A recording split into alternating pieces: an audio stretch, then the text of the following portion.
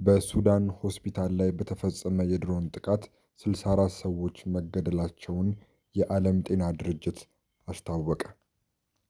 በሱዳን ኤልዳይን የማስተማሪያ ሆስፒታል ላይ በተፈጸመ የድሮን ጥቃት 13 ሕፃናት፣ 2 ነርሶችና 1 ዶክተርን ጨምሮ 64 ሰዎች ሲገደሉ 89 ሰዎች መቁሰላቸውን የዓለም ጤና ድርጅት ኃላፊ ዶክተር ቴድሮስ አድሃኖም ገልጸዋል።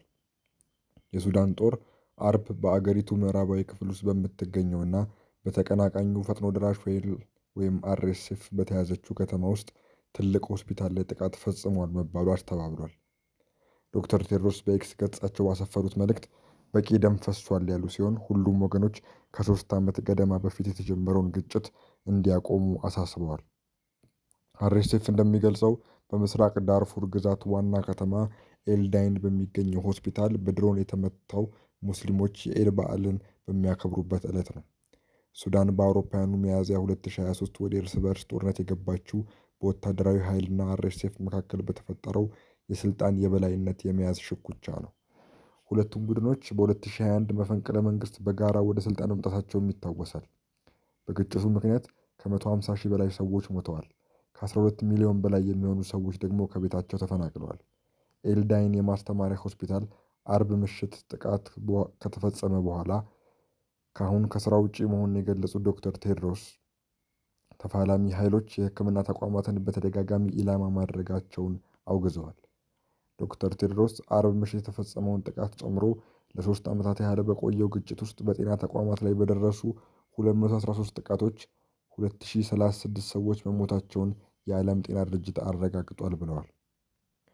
በሱዳን የተከሰተውን ግጭት በማርገብ የሲቪሎችን፣ የጤና ባለሙያዎችንና የሰብአዊ መብቶችን ለመጠበቅ ጊዜው ደርሷል ሲሉም ጥሪ አቅርበዋል።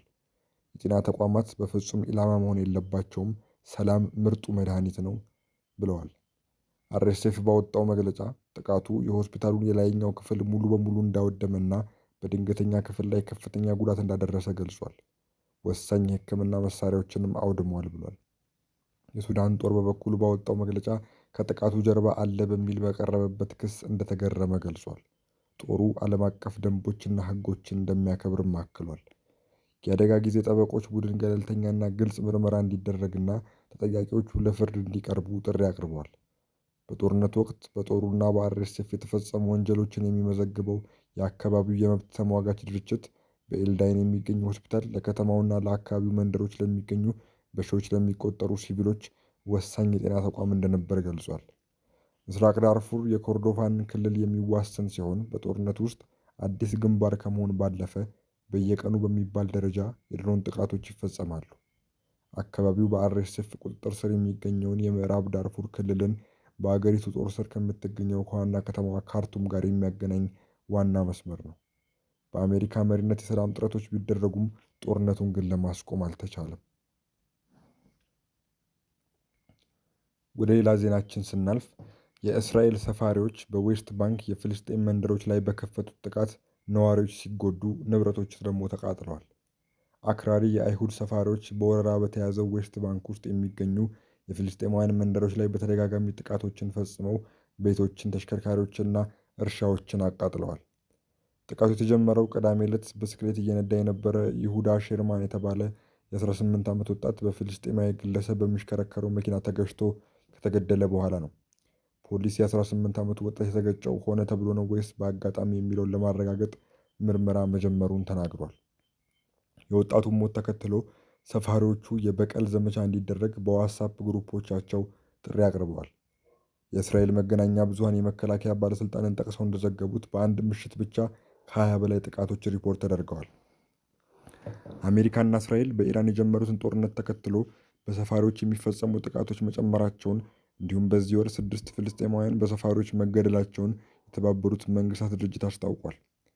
የእስራኤል የመከላከያ ሰራዊት ባወጣው መግለጫ ቅዳሜ ምሽት እስራኤላውያን የንብረት ቃጠሎ እንዲሁም በአካባቢው ሁከት መፍጠር ላይ መሳተፋቸውን የሚገልጽ ሪፖርት ከደረሰው በኋላ ወታደሮችና የድንበር ፖሊስ አባላትን ወደ በርካታ የፍልስጤም መንደሮች ማሰማራቱን ገልጿል።